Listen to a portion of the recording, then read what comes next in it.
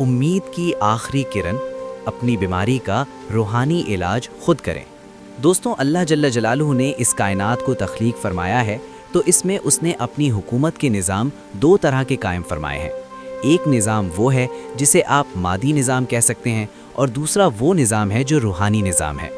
یہ ہمارا مادی نظام اسباب، وسائل اور وجوہات کے ماتحت ہے، اور روحانی نظام اللہ جل جلالہ کے نمائندگان غیبی کے ماتحت ہے۔ انسان جب بیمار ہوتا ہے تو انسان مادی نظام کے تحت اپنا علاج کرتا ہے۔ اس میں ادویات، گولیاں، کیپسول وغیرہ لیتا ہے،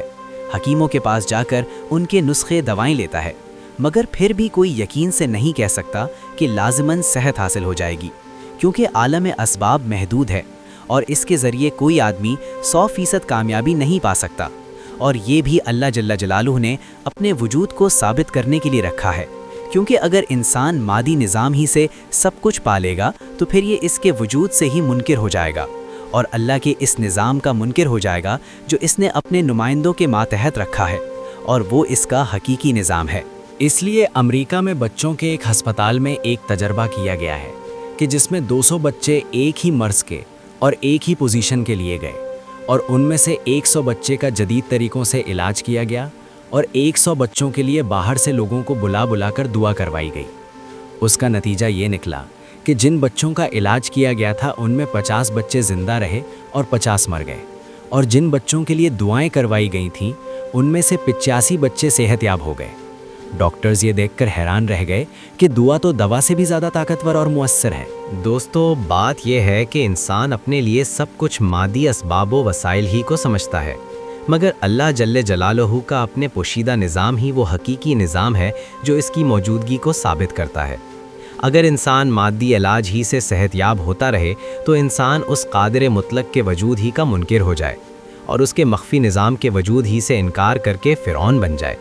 اس لیے اس نے اپنے وجود کو ثابت کرنے کے لیے مادی نظام کو ناقص بنایا ہے، اور اپنے پوشیدہ نظام ہی کو حقیقی اور مضبوط نظام بنایا ہے، تاکہ انسان جب کسی مادی نظام سے نا امید ہو جائے تو پھر اس کے اپنے پوشیدہ نظام کی طرف رجوع کرے اور اس کے نمائندوں کی بارگاہ میں حاضر ہو تو وہ اسے شفا عطا فرمائے، اور اس طرح یہ متکبر انسان اپنے مالک حقیقی کے قادر ہونے پر یقین لے آئے۔ دوستو، آپ بیمار ہیں یا آپ کا اپنا کوئی بیمار ہے تو پھر مناسب یہ ہے کہ آپ جس طرح اپنا علاج کروا رہے ہیں ایسے ہی کروائیں، مگر ساتھ ساتھ اللہ جل جلالہ کہ مخفی اور حقیقی نظام کائنات کے حاکم نمائندوں کی طرف ضرور رجوع کریں، اور ان سے اپنے لیے طلب شفا کریں گے تو آپ کو بہت جلدی شفا مل جائے گی۔ اب یہاں آپ سوچ رہے ہوں گے، اللہ جل جلالہ کے پوشیدہ نظام کیا ہیں؟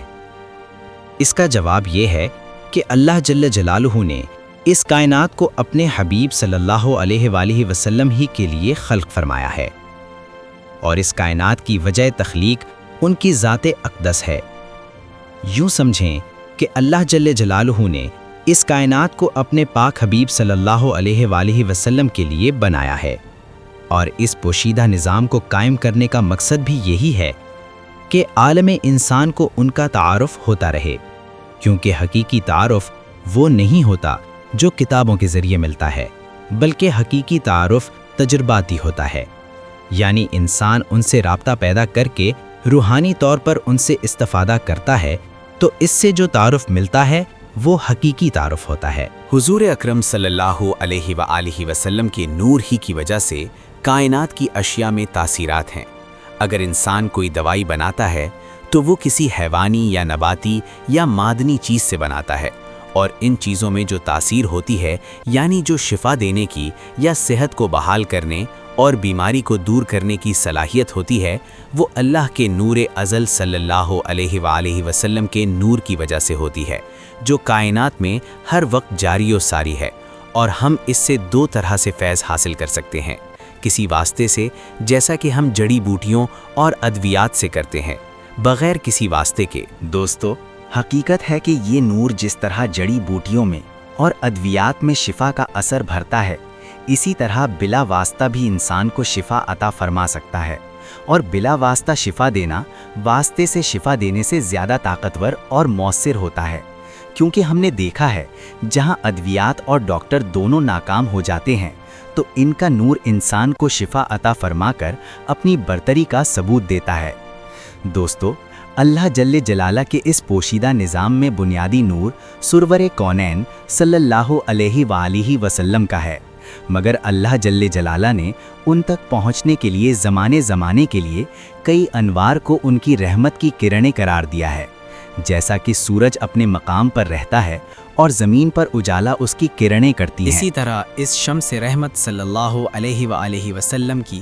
12 کرنے ہیں جو اپنے اپنے زمانے میں حضور اکرم صلی اللہ علیہ وآلہ وسلم کی نیابت میں ان کے امور انجام دیتے رہے ہیں اور دے رہے ہیں۔ جیسا کہ حضرت مجدد الافسانی فرماتے ہیں کہ حضور اکرم صلی اللہ علیہ وآلہ وسلم اللہ جل جلالہ کے نائب کلی ہیں، اور ان کی بعد ان کے 12 نائب ہیں جو ولی مطلق ہیں۔ باقی جتنے اولیاء کرام آئے ہیں وہ سب ان کے کی نیابت میں آئے ہیں، اور وہ اصالتاً ولی نہ تھے بلکہ ان 12 کی نیابت کی وجہ سے نائب ولی اللہ تھے۔ دوستوں، حضور اکرم صلی اللہ علیہ وآلہ وسلم کے حقیقی و روحانی جو 12 نائب ہیں وہ یہ ہیں: امیر المؤمنین حضرت علی علیہ الصلاۃ والسلام، جناب حضرت امام حسن الحجت علیہ الصلاۃ والسلام، جناب حضرت امام حسین علیہ الصلاۃ والسلام، جناب حضرت امام زین العابدین علیہ الصلاۃ والسلام، جناب حضرت امام محمد باقر علیہ الصلاۃ والسلام، جناب حضرت امام جعفر الصادق علیہ الصلاۃ والسلام، جناب حضرت امام موسیٰ کاظم علیہ الصلاۃ والسلام، جناب حضرت امام علی رضا علیہ الصلاۃ والسلام، جناب حضرت امام محمد تقی علیہ الصلاۃ والسلام، جناب حضرت امام علی نقی علیہ الصلاۃ والسلام، جناب حضرت امام ابو محمد حسن العسکری علیہ الصلاۃ والسلام، ہمارے زمانے کے ہادی دستار رسالت کے واحد وارث ولی زمانہ حضرت امام مہدی کی عجل اللہ فرجہ الشریف، جناب حضرت امام حسین علیہ الصلاۃ والسلام کے بعد والے سارے پاک انوار ان کی اولاد سے ہیں، اور یہ سارے اپنے اپنے زمانے میں سرور کونین صلی اللہ علیہ وآلہ وسلم کی دستار کے پاک وارث تھے۔ اور ہمارے زمانے میں وہ دستار رسالت امام مہدی آخر الزمان عجل اللہ فرجہ الشریف کے سر اطہر پر ہے، اور اس دور میں یہی وہ ذات ہیں جو رحمت للعالمین صلی اللہ علیہ وآلہ وسلم کی رحمت کو کائنات کے ذرے ذرے تک پہنچاتے ہیں، اور انہی کے بارے میں فرمایا گیا تھا بے یمنہ رزق الورا، کہ انہی کے وجود نورانی کی برکت سے کائنات کے ہر مرزوق کو رزق عطا فرمایا جاتا ہے۔ دنیا کی ہر چیز پر رحمت للعالمین صلی اللہ علیہ وآلہ وسلم کی رحمت ان کی وجہ سے ہوتی ہے، اور یہ اس دنیا میں آج موجود ہیں اور ہمارا ان سے رابطہ ہو سکتا ہے۔ اس لیے جب ہم مریض ہوتے ہیں تو ان کی نگاہ کرم کے بہت زیادہ ضرورت مند ہوتے ہیں۔ جب ہم کسی مصیبت میں مبتلا ہوتے ہیں تو ہمیں ان کی ذات سے توسل کرنا چاہیے۔ یہ ہمارے زمانے کے مالک ہیں، اور انہوں نے آنے والے وقت میں دین اسلام کو پوری دنیا پر غلبہ عطا فرمانا ہے، اور یہی وہ جناب ہیں جن کے دم و قدم سے یہ دنیا باقی ہے، کیونکہ یہ نور سرور کونین صلی اللہ علیہ وآلہ وسلم سے متصل ہونے کا واحد ذریعہ ہے۔ اس لیے آپ لوگوں کو چاہے جس بیماری یا تکلیف میں مبتلا ہے تو دواؤں سے زیادہ آپ کو روحانی علاج کی ضرورت ہے، اور وہ کسی اور نے باہر سے آئے نہیں کرنا بلکہ وہ خود آپ نے کرنا ہے۔ یعنی آپ اگر شہنشاہ انبیاء صلی اللہ علیہ وآلہ وسلم کے نور سے فیض حاصل کرنا چاہتے ہیں تو آپ کو اپنے زمانے کے ولی ناصر و مالک سے رابطہ کرنا ہوگا، اور وہ بھی کوئی جسمانی رابطہ نہیں بلکہ روحانی رابطہ کرنا ہوگا، جس سے آپ کی یہ بیماری بھی دور ہو سکتی ہے۔ اگر آپ کا کوئی رشتہ دار یا دوست بیمار ہے تو اس کے لیے بھی آپ رابطہ کر سکتے ہیں۔ رابطے کا روحانی طریقہ: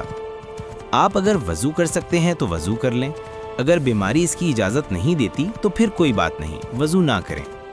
اگر آپ بیٹھ سکتے ہیں تو بیٹھ کر یہ وظیفہ کریں، اگر بیٹھ نہیں سکتے تو سو کر بھی یہ وظیفہ کر سکتے ہیں۔ آپ بڑے سکون کے ساتھ آنکھیں بند کر لیں اور ایسا محسوس کریں کہ آپ اپنے زمانے کے مہربان آقا کے سامنے موجود ہیں اور وہ آپ کی طرف متوجہ ہیں۔ آپ ان کی طرف پوری توجہ کریں اور تصور میں انہیں اپنے سامنے موجود سمجھیں، اور آہستہ آہستہ یہ وظیفہ پڑھیں: یا مولا، یا ہادی، یا مہدی علیہ السلام۔ اس وظیفے کو آپ 313 مرتبہ روزانہ پڑھیں۔